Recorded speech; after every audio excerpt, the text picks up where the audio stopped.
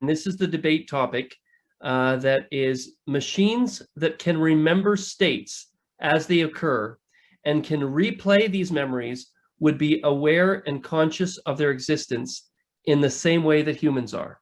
Okay, Chris, over to you. Thank you. All right, the proposition here only makes claims to consciousness, so it's really important to consider it separately from any other traits such as intelligence or empathy.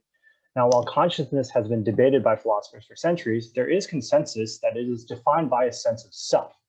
A sense of self does require two things. It requires a perception of one's body in space, and it requires a perception of continuity over time or memories.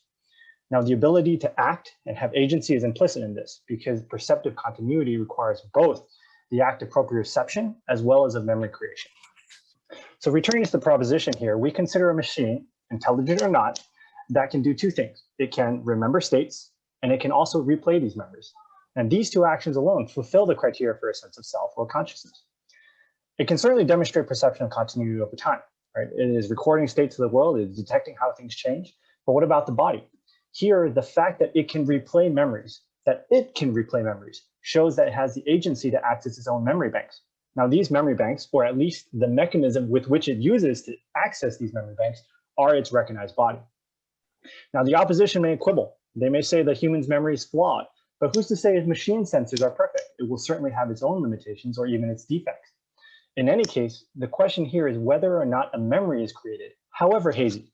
We do not doubt that someone who's tipsy or concussed is still conscious, though his judgment or other faculties may be impaired. We do deem someone who is comatose or in a vegetative state, or even sometimes simply very deeply asleep, to be unconscious.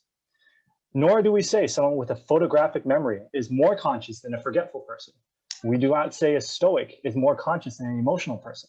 Those are traits that should not be conflated with consciousness. Now, the opposition may also suggest a video camera remembers states, but here its replays are triggered by somebody else. Its replays are executed by another agent. The video camera itself does not demonstrate neither recognition of body nor of continuity. And so I conclude, a machine as described in this statement would be able to perceive itself within both time and space, and therefore exhibit a consciousness the same way that humans, or indeed many other organisms in the world, do. Chris, excellent. Thank you very much. Wesley, over to you. Great. Thanks a lot, Chris. I do think this is a case where the distance between our agree and disagree camps may be relatively narrow. But given the discussion on Slack, I think that the prompt for this particular debate is maybe a bit overly specific and in a way that makes it pretty easy to dismiss just based on semantics, right? So in particular, the phrase aware of their existence, quote, in the same way as humans, I think sets a pretty specific bar for what self-awareness means here. And yet, one thing, the experience of self-awareness isn't even consistent across humans. So this is something that depends on age or cognitive impairments like amnesia, et cetera. And there are also many other aspects of cognition, including some that Jeff discusses in this section, that likely impact our experience of self-awareness. There are lots of other mammalian brains, for example, that handle memory and recall and many other aspects of cognition in ways that are very similar to humans. Yet I think most of us would probably not assume that a dolphin or a bat's experience of self-awareness is qualitatively the same as our own, even though they share a lot more of these mechanics with us than many of the machine brains we've been discussing would. And I think more generally, I find the big provocation here, this redefining self-awareness as just the ability to replay states, is a bit reductive and unsatisfying. It's a claim that I think only works if you adjust your notion of replay to mean something much broader than our conventional use of that term. So even if memory and replay are core building blocks of this kind of metacognitive self-awareness, brains still need to juxtapose and compare and perform other sorts of more complex operations on those memories to support awareness and introspection.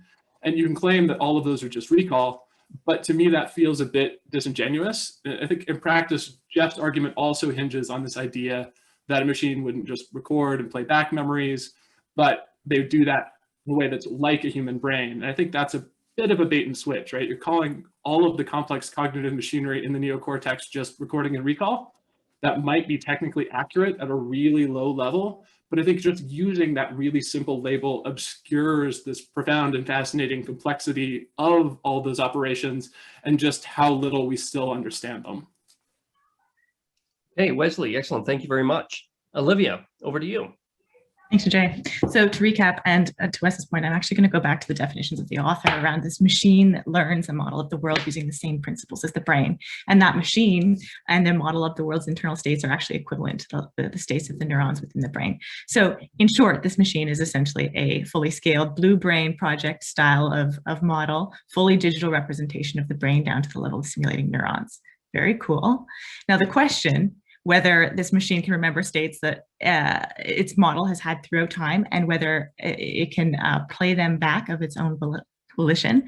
And does this mean the machine is conscious? Well, no surprise. The answer is clearly yes, and for the following reasons.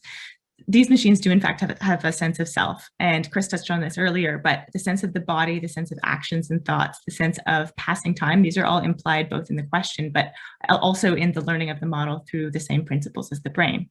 Now, these pieces come together into this form of the self, which is the egocentric perceiver, central piece to conscious awareness, which is what we are looking for today.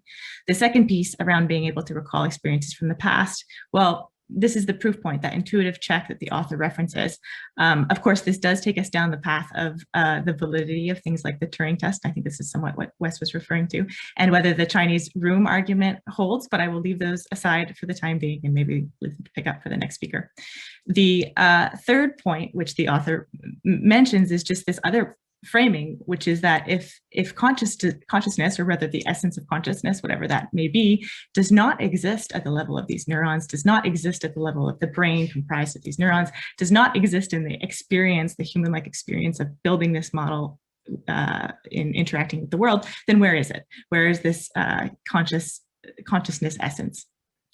The final note that I would just like to impart is that the author reminds us that our moment-to-moment recall and our ability to provide nuance and detail around our memory is impermanent. So not only is time against us, but also things like event salience, things like valence, things like our attentional focus, all of these things commiserate to shrink, distort, and otherwise sort of overwrite our initial experiences.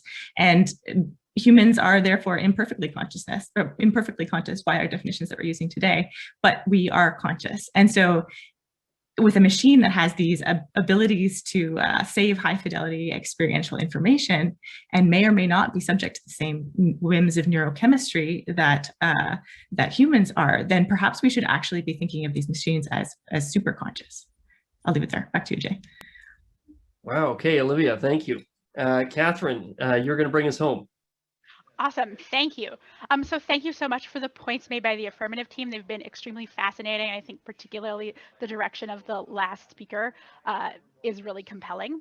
In our opening, Wes discussed some of the connections between how the question is framed and the discussion presented in 1,000 Brains with the context of this specific question. And sort of drawing from the things that Olivia said, I'm also really interested in pointing this in maybe a more philosophical or speculative direction for the closing of this discussion or this debate.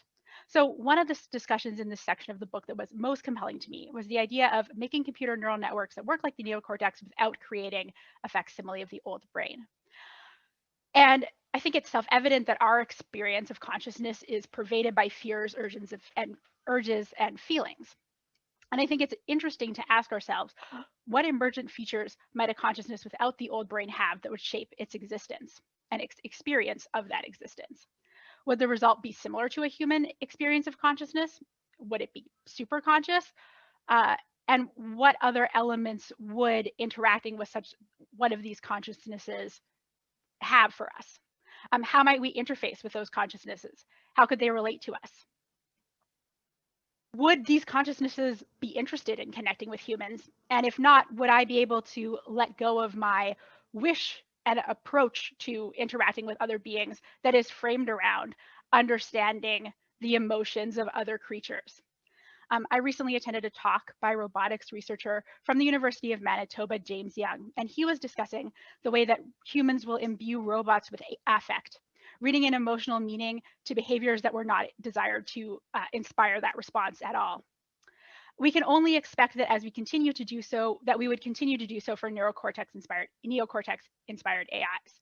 What challenges might be posed by the tools of our old brains, leading us to ascribe emotion to intelligences that don't intend to be interpreted that way?